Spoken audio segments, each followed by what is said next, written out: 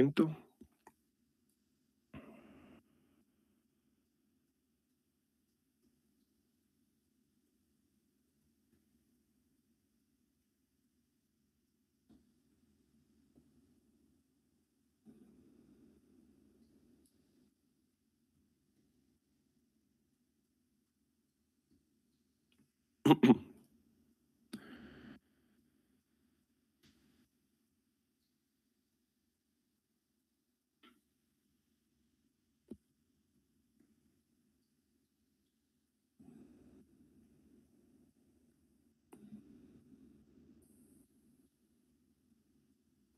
Aparentemente se quedó pensando este aparato. Vamos a ver si se logra compartir lo que quiero compartirles.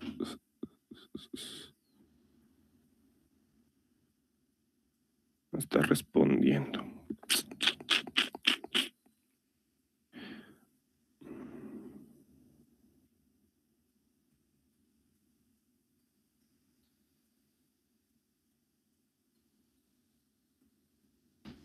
No responde.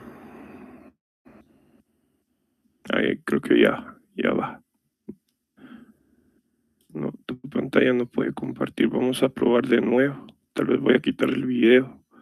A ver si así es mejor.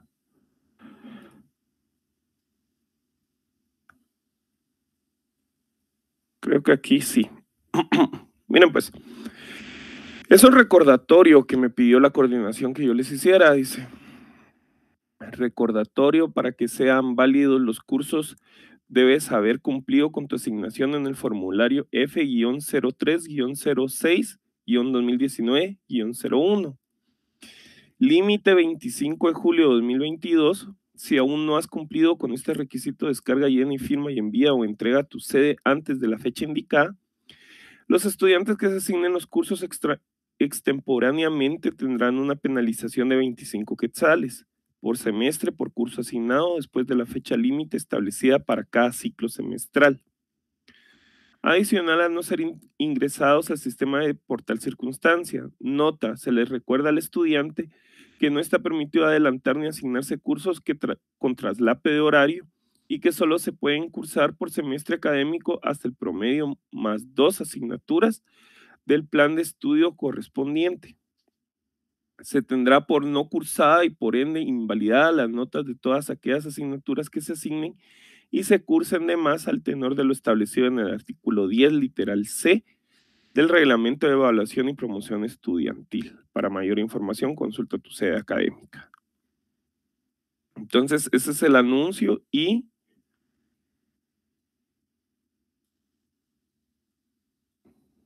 vamos a mostrarles otra cosita por aquí.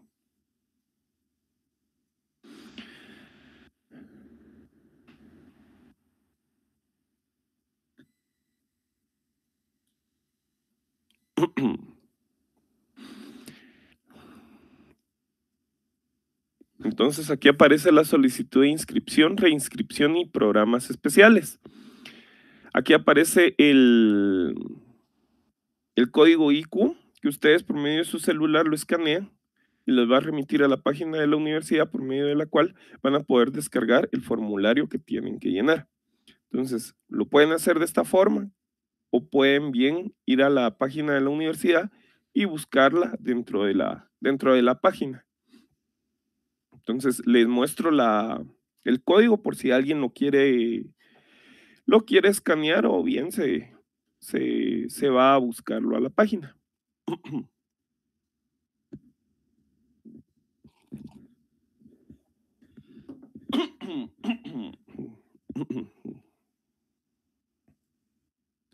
Bien.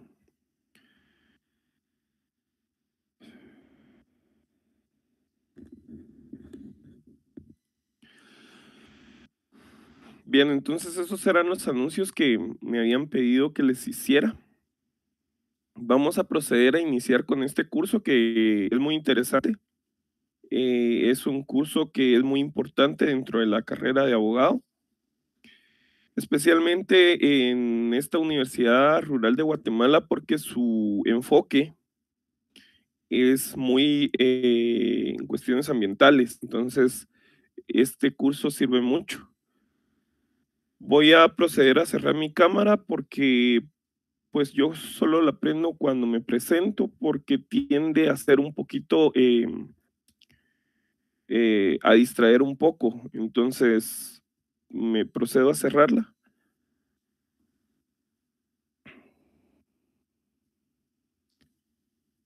Y vamos a comenzar. Vamos a comenzar primero a grabar la reunión.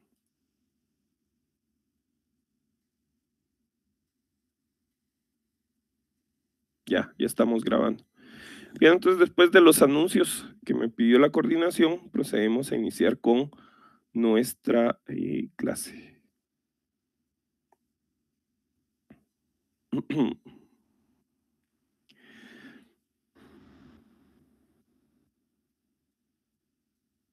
Bien. Universidad Rural de Guatemala, legislación ambiental guatemalteca. El código es el FE001, correspondiente a la semana número 1. El tema que vamos a tratar esta semana va a ser antecedentes y definición de derecho ambiental. Catedrático, su servidor, el licenciado Sergio Salazar, Guatemala, julio de 2022.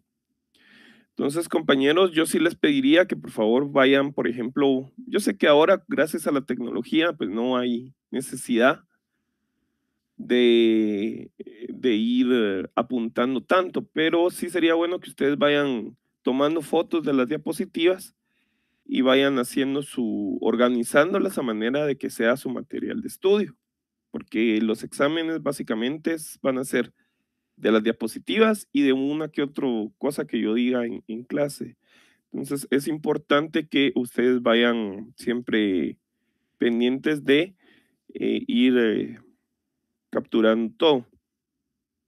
Como les venía diciendo, el derecho ambiental es muy importante, más ahora en las circunstancias que nosotros estamos viviendo, que se está dando una situación llamada, ya ni siquiera se le llama cambio climático, sino que los científicos ya le están llamando crisis climática, porque esta situación se está saliendo de control en el mundo y amenaza con llegar a un punto de no retorno, en el cual ya no vamos a poder reparar el daño que se está haciendo.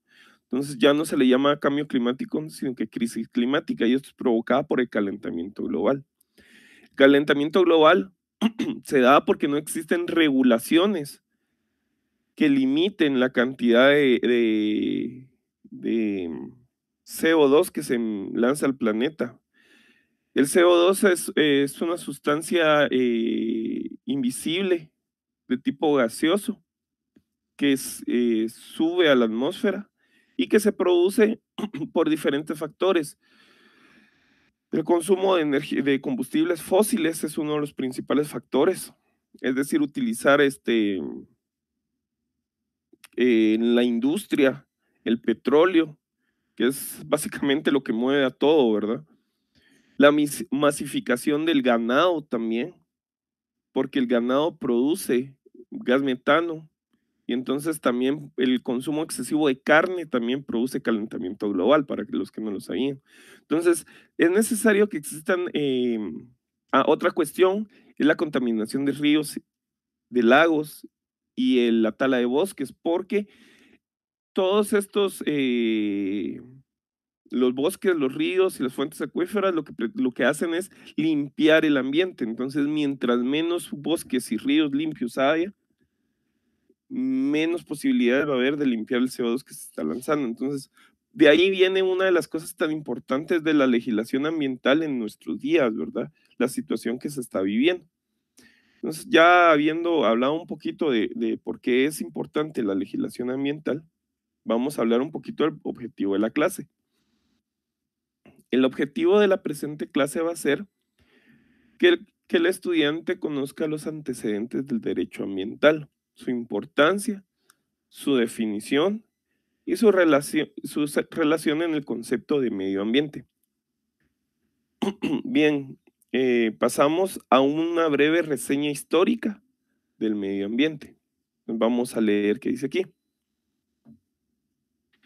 Dice, el medio ambiente surge a partir de que el planeta se enfría, lo suficiente como para que las condiciones físicas, químicas y atmosféricas permitan que la vida sea viable.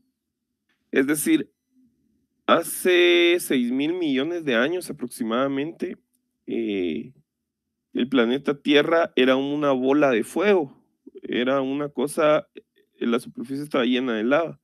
Entonces, obviamente ahí, con el calor extremo, con la lava y con el metano que emite el calor, el fuego, no había condiciones de vida. O sea, poco a poco, conforme pasaron los millones de años, el planeta se fue enfriando y ya se fueron dando condiciones de vida. Se enfrió la atmósfera, surgió agua. Entonces, todo eso permitió el desarrollo exitoso de formas de vida. Dice, los científicos aún no se ponen de acuerdo respecto a cómo surgen los primeros indicios de vida unicelular o el lugar de donde proceden. Bueno, yo sé que muchos tenemos, o por lo menos ustedes tienen, creencias religiosas, otras personas no las tenemos, pero en cuanto a los científicos, ellos pues no se han puesto de acuerdo, pero hay algunos que sostienen la teoría de que el germen de la vida en la Tierra vino de un meteorito que que se estrelló en la Tierra y que eso permitió que ese pequeño germen en condiciones de vida favorables se desarrolla. Es una teoría, porque como dice aquí, los científicos no han descubierto con exactitud cómo surgió la vida en la Tierra. Entonces dice, los primeros inicios de vida unicelular o el lugar de donde proceden. Lo cierto es que se crean y se desarrolla un proceso de evolución por medio del cual la vida se va haciendo más compleja, pasando por una vida pluricelular hasta llegar a plantas, insectos y finalmente vertebrados. Bueno, entonces la vida surgió como una bacteria, algo invisible, algo diminuto, con una sola célula. Conforme el tiempo pasaba y las condiciones de vida se iban adaptando mejor, esto permitió que los individuos se comenzaran a ser más complejos. Entonces, de ser una forma de vida unicelular, se pasó a una forma de vida con 3 células, por ejemplo. Y esa forma de vida luego pasó a ser con 5 células, por ejemplo. Y poco a poco se fue desarrollando. Los primeros que fueron surgiendo fueron plantas, pero plantas acuáticas, porque toda la vida estaba en el agua. Plantas acuáticas, comenzaron a surgir vertebrados acuáticos y después ya comenzaron los animales vertebrados, o sea, de invertebrados pasó a vertebrados, que ya es una forma de vida un poco más compleja. Después, estas formas de vida comenzaron a migrar del agua para la tierra. Entonces, al salir del agua ya comenzaron cambiaron las branquias por pulmones y se adaptaron a otro modo de vida.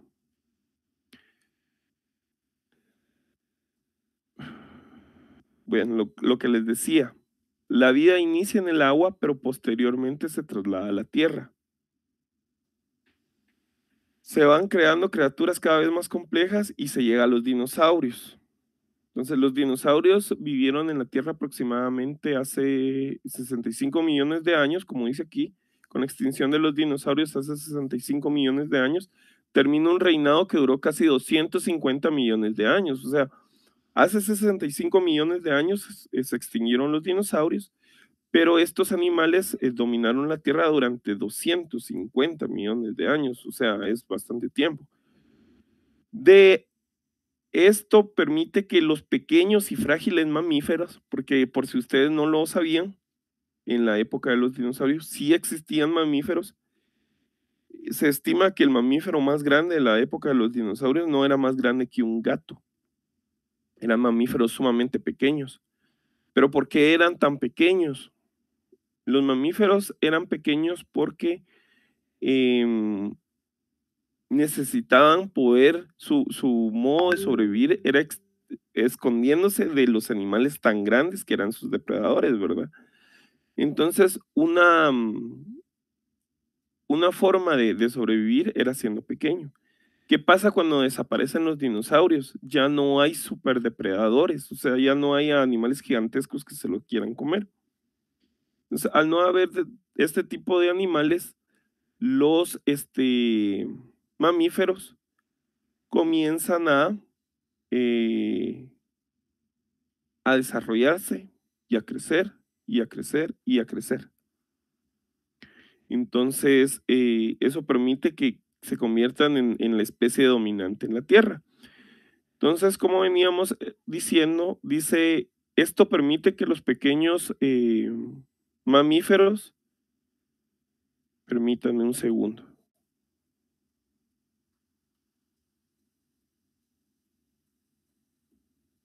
Permítanme un segundo porque...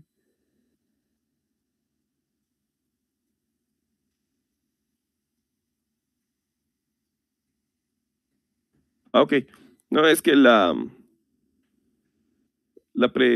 programa me estaba diciendo si yo seguía ahí porque no había movido nada. Bien. ¿Qué estábamos diciendo? Ah, sí. Los mamíferos eran frágiles, ¿verdad? Entonces, frágiles mamíferos que sobrevivieron a la extinción masiva logren dominar la Tierra. De estos mamíferos surge uno que se convierte en el hombre.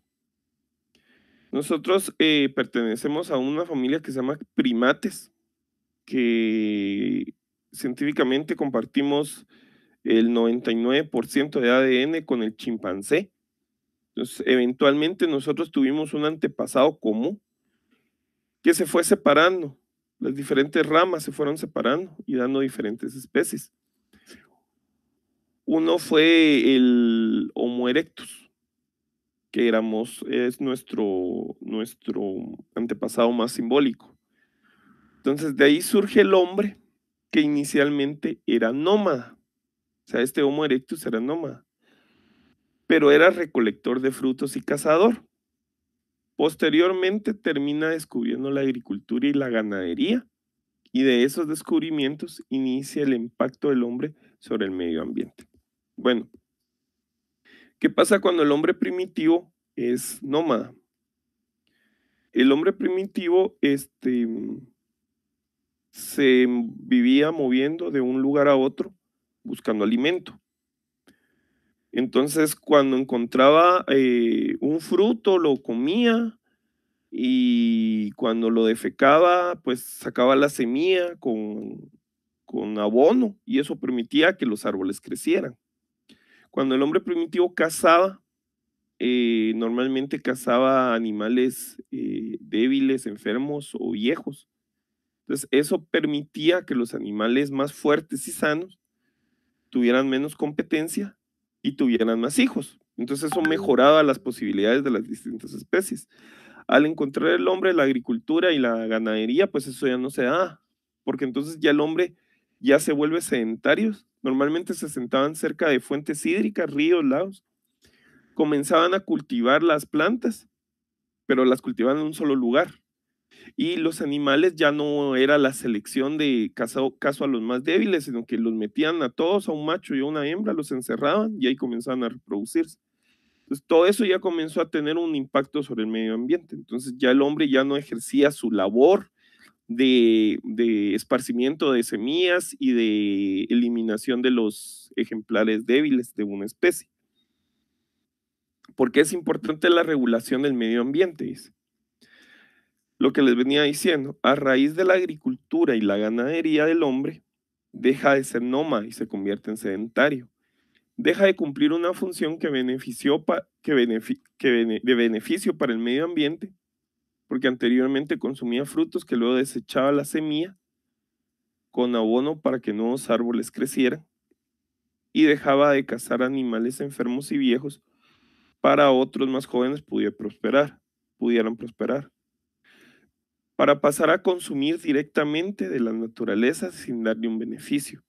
De ahí comienza el impacto. Conforme avanza el desarrollo científico del hombre, deja de sufrir las inclemencias del tiempo y de los depredadores. Y con los avances médicos alarga su expectativa de vida, porque antes una lesión simple representaba la muerte, pero con la medicina moderna ya no. Con esto la duración de la vida y la cantidad de seres humanos que sobrevivían comenzó a producir un impacto en el medio ambiente que si no se regulaba se iba a salir de control. Entonces, en este sentido, pues antes el hombre primitivo se tenía que estar buscando refugio para protegerse del viento, de la lluvia, de la nieve, de la noche, de los depredadores.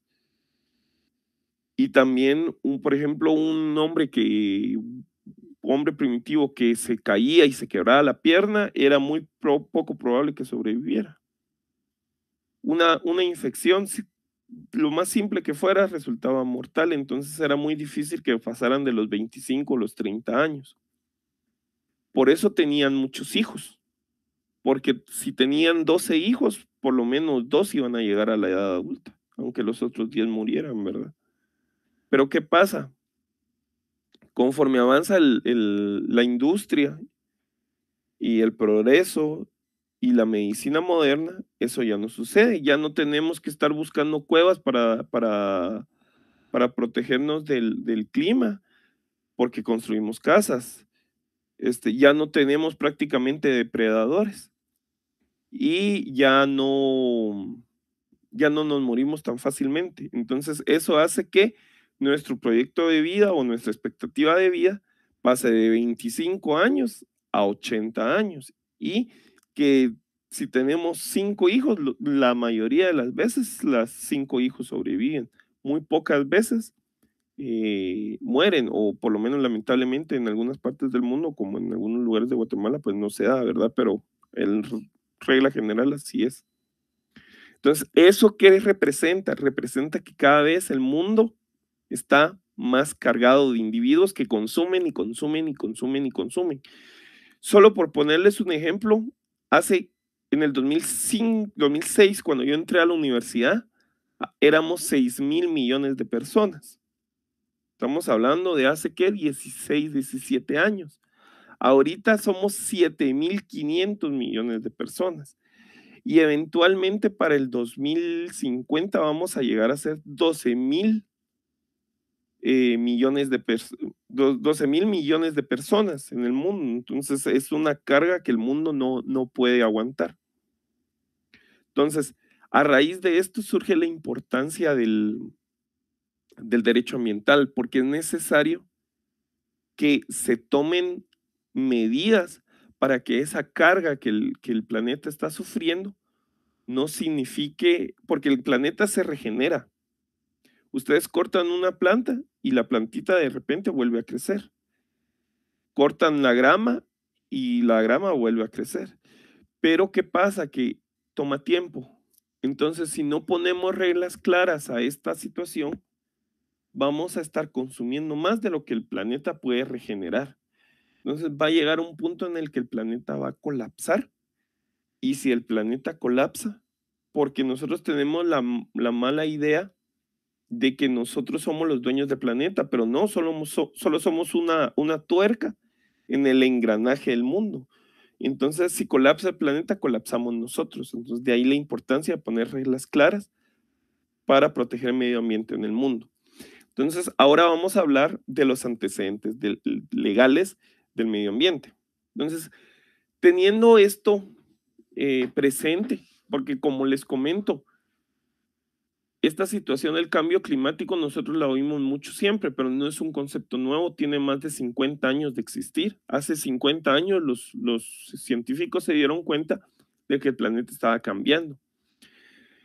Entonces los líderes mundiales decidieron tomar la iniciativa y comenzar a buscar soluciones. Entonces de aquí surgen los principales antecedentes del derecho ambiental, que son los siguientes. Tenemos primero la Conferencia sobre el Medio Humano de Estocolmo, Suecia, de 1972. En segundo lugar tenemos la conferencia de Río de Janeiro, Brasil, 1992. Y finalmente, y más recientemente, tenemos la Cumbre Mundial sobre el Desarrollo Sostenible, firmó en Johannesburgo, Sudáfrica, en 2002. Entonces es curioso, si notan, los tres fueron firmados en diferente continente. Comencemos con el primero, Conferencia de las Naciones Unidas sobre el Medio Humano, Estocolmo, Suecia, 1972. Dice, también conocida como Cumbre de la Tierra, emitió el Programa de las Naciones Unidas para el Medio Ambiente, que afirma la posibilidad de planificar el desarrollo que no provoque daños irreversibles en el medio ambiente. Trata el concepto de ecodesarrollo dirigido a los líderes mundiales, el cual une calidad ambiental con desarrollo económico. Entonces aquí seguimos con la conferencia de Estocolmo. Dice, uno de los principales resultados fue la creación del Programa de Naciones Unidas para el Medio Ambiente, el cual es el responsable de coordinar las respuestas a los problemas ambientales dentro del sistema de las Naciones Unidas. Su mandato es proporcionar liderazgo, brindar ciencia y desarrollar soluciones en una amplia gama de problemas, incluido el cambio climático, la gestión de los ecosistemas marinos y terrestres y el desarrollo económico verde. La organización también desarrolla acuerdos ambientales internacionales. Este organismo también publica y promueve la ciencia ambiental y ayuda a los gobiernos nacionales a lograr objetivos ambientales. Uno de los inconvenientes de la Conferencia de las Naciones Unidas sobre el Medio Humano es que sus resoluciones no fueron vinculantes por parte de los estados firmantes, es decir, que no existió una obligación de tipo legal de cumplimiento de sus principios. Más bien se trató de una declaración de buena voluntad con un peso político y moral, más no normativo. Entonces, aquí podemos ver que el mayor logro de esta conferencia fue que todas las naciones se pusieron de acuerdo y crearon el Programa de Naciones Unidas para el Medio Ambiente. Es decir, crearon una entidad de Naciones Unidas específicamente para velar por la protección del medio ambiente. Y aquí tenemos en su mandato es proporcionar liderazgo, brindar ciencia, etcétera, ¿verdad? Y uno de los grandes inconvenientes fue que la conferencia no fue vinculante, entonces todos los principios que fueron plasmados son declaraciones de buena voluntad. Entonces, como ustedes saben, bien dice el dicho, las palabras se las lleva el viento, ¿verdad? Si no hay una forma de obligarte a hacer algo a lo que te comprometiste, pues muchas veces no vas a cumplir porque no hay forma de obligarte.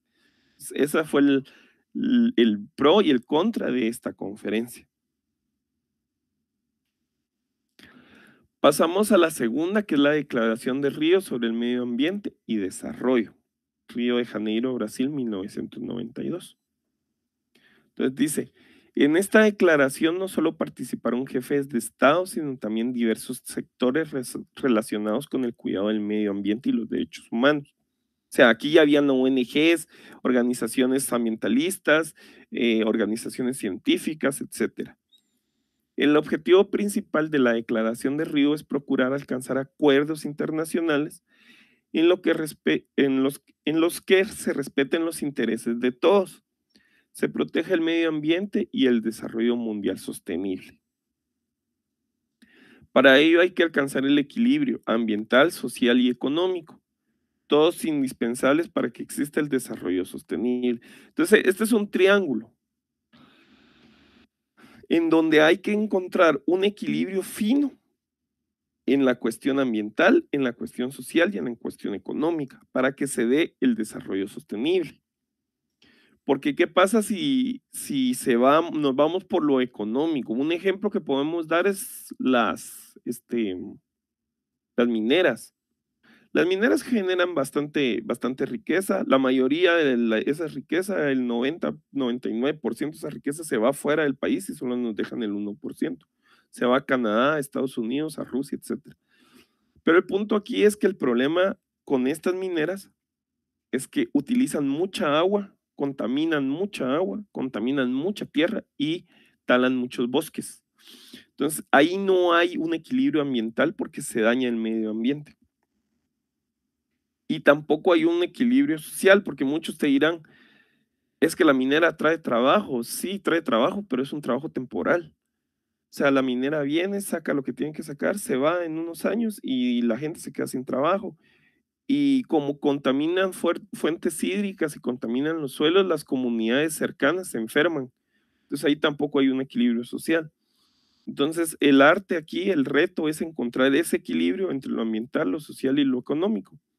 También, por ejemplo, si es una cuestión que cuida lo ambiental y que cuida lo social, pero que en lugar de generarte ganancias te genera pérdidas, tampoco estamos hablando de desarrollo sostenible. Entonces, por eso es complicado encontrar ese equilibrio. Entonces, regresando a la diapositiva, dice, deben ser social y ecológicamente soportable, ecológica y económicamente viable, y económica y socialmente equitativa. O sea, que no enriquezca mucho a unos y empobrezca a otros. A eso se refiere el triángulo del desarrollo sostenible. Siempre hablando de la Declaración de Río, tenemos que impulsa la cooperación entre los estados, los sectores y las personas, y trata temas como la protección del medio ambiente, relación entre el desarrollo económico, sostenible y ambiental, que era lo que estábamos hablando, y la promulgación de leyes sobre el medio ambiente. Y pasamos al tercer acuerdo, que es la Cumbre Mundial sobre el Desarrollo Sostenible de Johannesburgo, Sudáfrica. Esto fue firmado en el 2002. Esta cumbre se centra en el desarrollo sostenible. Su objetivo es la adopción de un plan de acción de 153 artículos, divididos en 615 puntos de diversos temas. Entonces, entre los temas que podemos mencionar está la pobreza y la miseria, el consumo, los recursos naturales, su gestión, globalización y el cumplimiento de los derechos humanos, porque aquí ya aparece los derechos humanos de tercera generación, que incluye el derecho humano a un medio ambiente limpio. Entonces, leamos un poquito sobre cómo fue que se desarrolló esta cumbre. En el área del agua, el plan de implementación fomentó alianzas entre los sectores público y privado basados en los marcos regulatorios establecidos por los gobiernos. Con respecto a la energía, se destacó la necesidad de diversificar el suministro de energía, así como la necesidad de agregar fuentes de energía renovables al suministro de energía global. En el ámbito de la salud, porque créanlo o no, la salud también tiene mucha relación con el medio ambiente, se reafirmaron los compromisos adquiridos en la lucha contra el VIH-Sida y se hizo hincapié en el derecho de los estados a interpretar el acuerdo sobre los aspectos de los derechos de propiedad intelectual relacionados con el comercio para promover el acceso universal a medicamentos. En agricultura se previeron negociaciones integrales sobre el acuerdo sobre agricultura de la OMS, que incluía el acceso a los mercados y la reducción de las subvenciones a la exportación. Con respecto a la diversidad biológica, el plan de implementación pidió el establecimiento de un régimen internacional para asegurar una distribución justa y equitativa de los beneficios derivados del uso de los recursos energéticos. Entonces aquí tenemos un poquito de cómo se desarrolló esta cumbre de Johannesburgo y pasamos ya a una definición de derecho ambiental. Entonces esta definición la dijo el ambientalista Pedro Fernández Blitterlich, no sé si se pronuncia, y dice, es un conjunto de normas jurídicas, no, es un conjunto de normas, dice aquí nada más, es un conjunto de normas que regulan la conducta humana dentro del campo ambiental, entendido como un sistema global constituido por elementos naturales y artificiales de naturaleza física, química, biológica o socioculturales, en permanente modificación por la acción humana o natural que rige y condiciona la existencia y desarrollo de la vida de sus múltiples manifestaciones. Entonces, expliquemos un poquito la definición. Él dice es un conjunto de normas, pero yo cambiaría eso ahí por es un conjunto de normas jurídicas, principios, doctrinas e instituciones, porque eso conlleva el derecho, no solo son las normas. Pero dejemos que diga solo normas, ¿verdad? Que regulan la conducta humana. Obviamente el derecho regula la conducta humana, pero aquí especifica el campo ambiental. Entonces ya tenemos nuestra rama. Y entonces aquí ya define cómo es el campo ambiental, entendido como un sistema global. Cuando hablamos de un sistema, estamos hablando de algo que requiere que existan diferentes puntos interconectados. Así funciona un sistema. Y cuando dice que es global, que es a nivel del mundo, entonces como un sistema global constituido por elementos naturales y artificiales. O sea, aquí elementos naturales, elementos producidos por la naturaleza y elementos artificiales, dice aquí, podemos entender como elementos creados por el hombre, ¿verdad? De naturaleza física, química, biológica o socioculturales, en permanente modificación por la acción humana o natural. Entonces ustedes saben que nosotros los seres humanos pues modificamos la naturaleza, queremos construir por ejemplo una casa, tenemos que botar los árboles. Ahí estamos modificando. O natural porque la misma naturaleza se modifica a sí misma. A veces hay erupciones volcánicas en el mar y de la noche a la mañana aparece una isla nueva. Entonces a eso se refiere. Que rige y condiciona la existencia y desarrollo de la vida en sus múltiples manifestaciones. Entonces, estos fenómenos o estas modificaciones condicionan o rigen la existencia y desarrollo, no la vida de los seres humanos, de toda la vida en sus múltiples manifestaciones. Entonces, eso es más o menos cómo desglosamos la definición de derecho ambiental para entenderla mejor. Aquí tenemos una definición de medio ambiente de la Real Academia de la Lengua Española. Conjunto de circunstancias o factores físicos y biológicos que rodean a los seres vivos, influyen en su desarrollo y comportamiento. Entonces, aquí tenemos una misma definición, pero ya un poquito más desglosada. Entonces dice, es un sistema global compuesto por sistemas y elementos. Entonces, aquí les puse sistemas, estamos hablando de un sistema atmosférico, hídrico, lítico y edáfico. Y elementos, podemos hablar de un elemento natural, artificial y social, ¿verdad? Pero se refiere aquí a la definición, es un sistema global compuesto por sistemas y elementos en permanente modificación por la acción humana o natural que rige y condiciona la existencia y el desarrollo de la vida en sus múltiples manifestaciones. Entonces, si se dan cuenta, es la misma definición, pero yo le agregué aquí sistemas y elementos y les puse a qué sistemas y elementos se refería. Entonces, aquí estaríamos llegando al final de nuestra presentación.